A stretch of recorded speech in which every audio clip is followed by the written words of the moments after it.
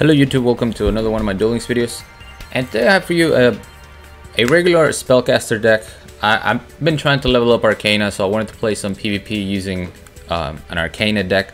So I just put together this Spellcaster deck. Now it's a Spellcaster deck, but really any archetype is going to win with the amount of backrow that I'm running. So I can't put it all on the Spellcasters, but it's still a fun deck to run. We're using Power of the Dark to get that extra 200 attack and defense boost. And this is the monster lineup we're going to go with. I only have one Breaker the Magical Warrior, otherwise he would be here. I would put as many as I had in here. But I only have the one. You guys know what this card does. This card is normal summon, place one spell counter on it. It gains 300 attack, and then you can remove one spell counter from the card to target one spell or trap card on the field and destroy it. So really good spell trap removal. And then we have the budget version, which is Shaolin the Prophet. Once per turn you can declare either spell or trap, then target one set card in your opponent's spell and trap zone. Look at that target. If it is the declare type, the card cannot be activated this turn. Now Shaolin is really good. In some instances you could argue that locking down a card is better than just flat out destroying it. And the fact that it gives you information every time it stays on the field, you get information about what your opponent has, really makes you think out your plays. So I really like Shaolin the Prophet. I don't know how long we've had 3 for, but I just noticed that there's 3 of them now, so it was a no-brainer to put it in this deck. We have 2 Kiko, the Ghost Destroyer. When this card inflicts battle damage to your opponent, you can target up to 2 monsters in their graveyard, banish those targets. Your opponent cannot banish cards from either player's graveyard. So this card is kind of cool because it stops Spellbook of Fate. It doesn't really do a whole lot more than that. Like, I can't think. I mean, I guess it stops Celestial. It doesn't really stop vampires or anything like that. So but it's a nice Spellcaster. A 2000 attack under the field spell, and it felt too good to not use in here. And then we have 2 1900 beaters, Gemini Elf and Skill Dark Magician. I like that Skill Dark Magician has 1900 defense under the field spell, so that's pretty good. Destiny heroes cannot really get over that. They have to use a mass change, so that's always a plus. So that's why he's here along with Gemini Elf. Only 8 monsters, and then the rest is just the back row. Like you want to have one monster, to beat down your opponent, and then just protect the castle. 1 Cosmic Cyclone for back row, 1 Offerings to the Doom for monster removal. I didn't want to rely on only traps for the monster removal, since I have seen some Wild Heart Tenkabito decks, and if they have an equip, I can't out them with any of my monsters. So it's nice to have the spell removal in there. 2 enemy controllers, which is still unbelievably powerful. It's insane. You will see. I think enemy controller is still overpowered. But 1 Drowning Mirror Force, 1 Widespread Ruins, 3 Canadian. Way too important to not run 3 of them. I mean, at this point I'm pretty much gonna put 3 of them in any of my decks. Kind of how I used to put 3 enemy controllers in any of my decks. Now we got the 3 Canadian. 1 Mirror Wall. I really like having 1 Mirror Wall instead of Wall Disruption, because of the hate grenade problem. If they hate grenade your Wall of D, then you're pretty much dead. Mirror Wall, you can at least flip it over and it'll stay on the field. And then we threw 2 Magician's Circle as some spice, but it didn't actually come up in the deck a whole lot. I believe you'll see it in one of the replays, unless that's the replay I deleted.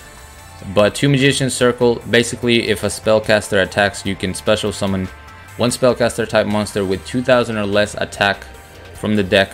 Your opponent also gets to special summon a Spellcaster with the same requirements. So you can special summon anything in this deck. It's just kind of a way to swarm the board. And like I said, I kept thinking about that that spellbook matchup. If they attack with a boy, the blue boy, you can just activate this, you summon Kiko, and then they can't use their Spellbook of Fate. So today I only have 4 replays because the deck is kind of generic. There's nothing super spicy. And this right here, Jaden Yuki, it's something I'm working on, and I couldn't let that duel go to waste, so I had to save it and delete one of my Arcana replays. But you guys will hopefully see that in the next video if it continues to work the way I want it to. So I'm pretty excited about that. That's kind of why I wanted to record this right away, so I can keep labbing that other deck. So here we have Yami Bakura. This is all in King of Games, by the way. I haven't really messed up with the KC Cup anymore. Double Econ. The power of enemy controller. You will see just how busted it is. So we're gonna go. He's gonna go Dark World Duellinks. I'm gonna put a Canadian in the graveyard and a Breaker the Magical Warrior. This is kind of cool because Kiko will also stop the Archfiend Emperor's effect if they're banishing from grave. If they're banishing from the hand, then I can't do anything about it. But that's why I got rid of Breaker and kept the Kiko instead. So we're gonna see Call the Archfiend right away. I'm gonna get a monster. I'm gonna get a Canadian because of him activating that. That's the card I target though, so that's why he had to flip it over right there. So I go for the battle. He's gonna use Call the Archfiend to special summon Archfiend Giant. We're gonna Econ Cheese because fair. Hitting for 26. He's got an Archfiend's Roar, so he's gonna put a second monster on the board. Unlucky for him, I have a second enemy controller, and you just see just how busted Econ Take still is. I think especially because a lot of people are not playing around the Econ Take, because being in the semi-limited list, you know, people are running Treacherous, people are running different cards instead of enemy controller, and enemy controller is still insane. Here we have an Odeon matchup. I think the one I deleted was against Gemini's. But this is where you really see how good Shaolin the Prophet can be, and how locking down cards can be better than destroying them. So we're gonna open up with 2 Shaolin the Prophet going up against an Odeon. Luck was in our favor. We're gonna go ahead and summon that Shaolin. We pick up a 3rd Shaolin. I didn't even remember that. We're gonna look at the first card, and he's got a Treacherous Trap Pull. So that already told me do not summon another Shaolin the Prophet until you lock this card down. But basically, my strategy here was, okay, we're just gonna look at all the back row, and then we're gonna make a decision on how to go in. So I'm gonna select a different back row this time. I know that he has impenetrable attack, and I decide not to attack just in case this was like Gladiator Beast. Turns out it's a Man-Eater Buck, so my Shaolin is going to die. And I used the Drowning Mirror Force on him because I already have a play developing with my Magician's Circle. I just need to gather one more piece of information, but I don't want any monsters on the board for him. So Shaolin is going to look at the last card, Draining Shield. So now I know exactly what he has. He has a Treacherous, Draining Shield, and an Impenetrable attack. So I can make my decision for the next turn about how to win this. And since I locked this down, I was either going to force the Impenetrable attack, or and he couldn't use the Treacherous. So if he uses the Impenetrable attack to save his life right here, then he doesn't have access to that Treacherous anymore. So I put him in a bad spot by locking down the Draining Shield. When I hit him for 2000, he ends turn, and now I know exactly what I need to do to win. First, we're gonna lock down the Treacherous Trap Pull. Second, we are going to lock down the Impenetrable attack because we're gonna be dealing damage to him today. We can't have him activating the effect where he just doesn't take damage for the rest of the turn. And we're not worried about Draining Shield because we have Magician's Circle. So even though he's gonna gain 2000 life and block my attack, I get another 2000 beater on board, and I win the game. Easy pog. Feels good to use Magician's Circle because I have a prismatic one, and I think at one point I had like 6 or 7 of them. Every time I would pull it on that old mini box, I would get really salty. So here we have Alexis. I don't remember this though.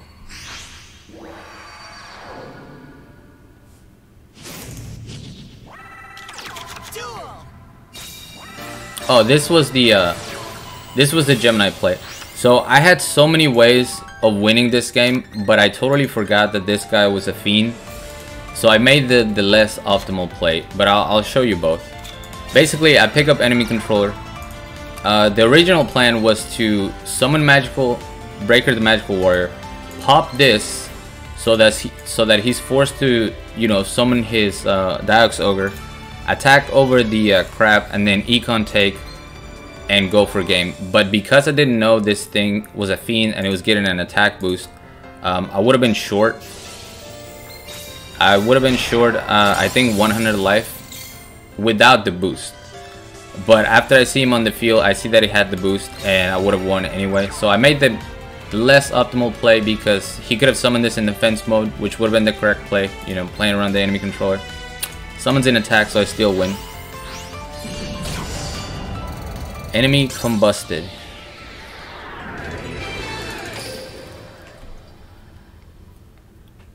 And like I said, this is not a crazy deck, just some I put together. I wanted to put a video on today since I didn't stream.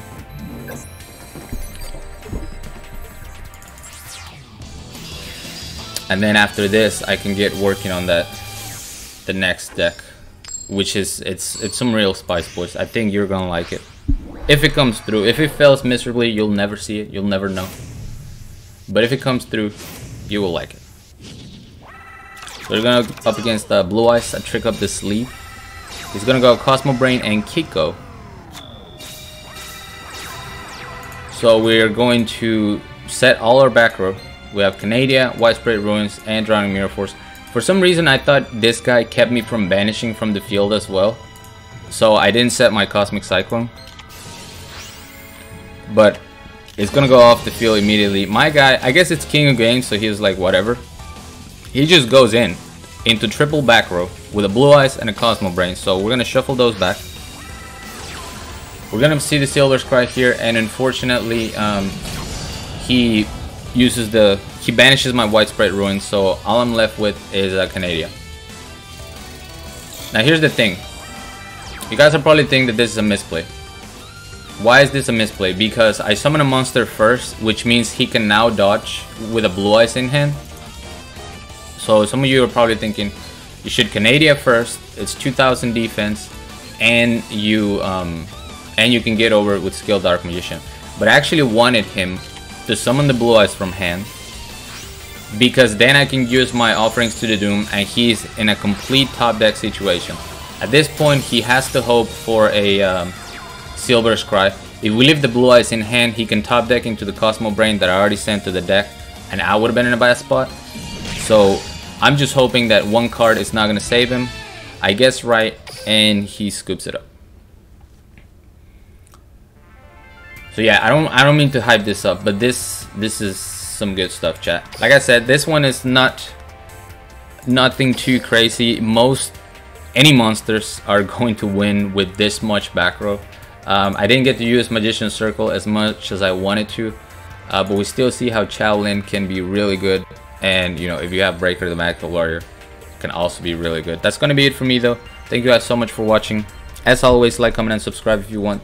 Join my Discord if you haven't, the link will be down in the description, along with my PayPal link if you guys want to support my channel, support my content. Really appreciate that. And till next time.